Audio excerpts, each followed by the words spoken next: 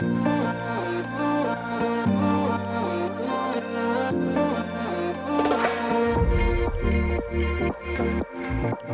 we are in Nice, 10 years later, a full 10 years. Seems like decade is like a big milestone too. So how does it feel to be in Nice on the 10-year anniversary of your very first Ironman? Yeah, it feels really special, especially that my win here is 5 years ago from the 70.3 World. So I do have, even coming here, I felt like coming home, and it was really nice memories. And I feel like it's really round up, like my career feels really rounded up. My whole life I never gave up, like it's not in my genes to give up. I just always found the reason not to give up, and so this time felt like the first time like I had to give up something which I put myself as a goal, and that was really hard, like that was mentally hard. But once I made the decision, then I also had to realize, okay, look at, like go one step back and look at the perspective and what you could achieve. Daniela is a special athlete. She's an athlete that only comes along, once in a lifetime. To be at the top for that long, to have that many world titles, 5 70.3 world titles, 5 Ironman world titles, so many victories in between, and to still be considered one of the best in the sport. I think she's going to be an athlete that we look at in years to come and say she's probably still the greatest of all time. Yeah, I mean, Daniela is someone who's shaped my career. She's pushed me to be better. She's kind of been on the top step many times when I've been second, so I've been chasing her, chasing that top spot, and she's definitely just pushed me every day in training to be that bit better. So it's really sad that she won't be on the start line here. She'll be greatly missed, and I really did want to have one last battle with her. I mean, Daniela Ryf is an absolute outstanding career athlete. Her career is like, maybe she's one of the greatest we've ever seen in the sport, and I'm a bit sad that her career ends like that, because an athlete of her caliber, you wish she could have the ending of the career she was like hoping for. And yeah, but she's around, and I think that's really nice that she's here and still supports. And yeah, of course everyone wants to have her in the race, because it brings so much more value to a world championship to have Daniela. She has done so much for female racing and has shown us what's possible. She pushed her boundaries, I think the boundaries of the competitors. It took me a day to sort of process it and,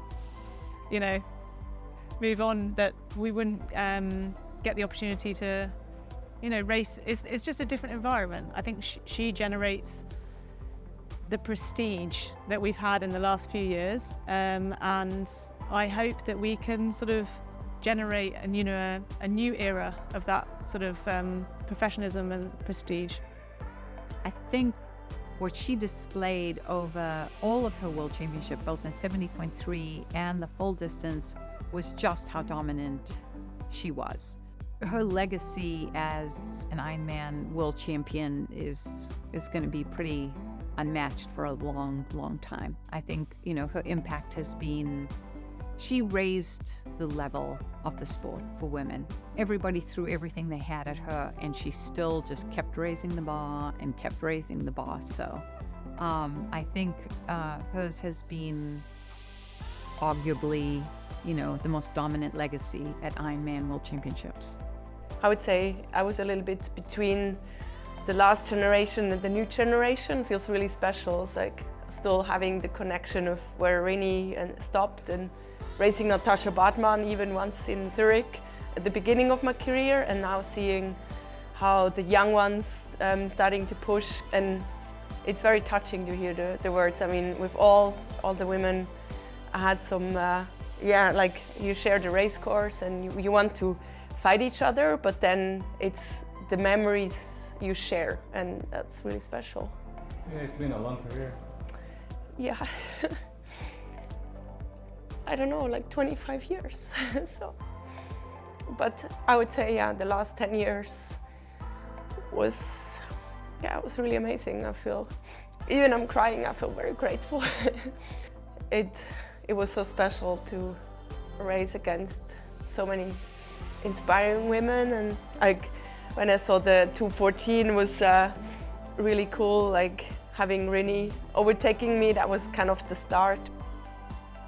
She raced to Olympics in short course and was a phenomenal short course athlete for Switzerland, and then, you know, came into Ironman racing, and we had Chrissy Wellington come and reset what was possible, and then sort of I came in the middle there, and then had Daniela sandwiched on the other side, and it was like, wait, what? Now we have to ride almost as fast as the men. Just an incredible talent, and strong across all three, a great swimmer. With her ITU background, you could not be not a great swimmer. Her bike, though, was just incredible. Like, when you're biking 20, 30 minutes faster than the rest of the field, like, it's almost impossible to compete with that. I feel really lucky to be here, and also that I feel like I have a complete career. I think for me last year, being able to break the world record was very special, and also getting that last world championship title in St. George felt really special. It's an exciting time to be in the women's long distance racing, and also I'm really excited to see who's going to dominate in the next 10 years, and I think there's some good raw diamonds out there. I think the most proud of on my race in 2018, having this bad experience of getting stung by jellyfish to actually just wanting to finish the race and then ending up winning it and setting a new record was just mind-blowing, and I definitely feel like it was the most crazy emotions I've ever had in 8 hours. You know, it's just, it could have gone in such a different direction by just 1 second of thinking, I'm not going to give up. And so, yeah, that really shows how the mental part in the long distance racing really plays a huge role. She is, in my opinion, the greatest female triathlete in history. When you've got 2 Olympic Games, 5 Ironman World Championship titles, 5 70.3 World Championship titles, what else is there?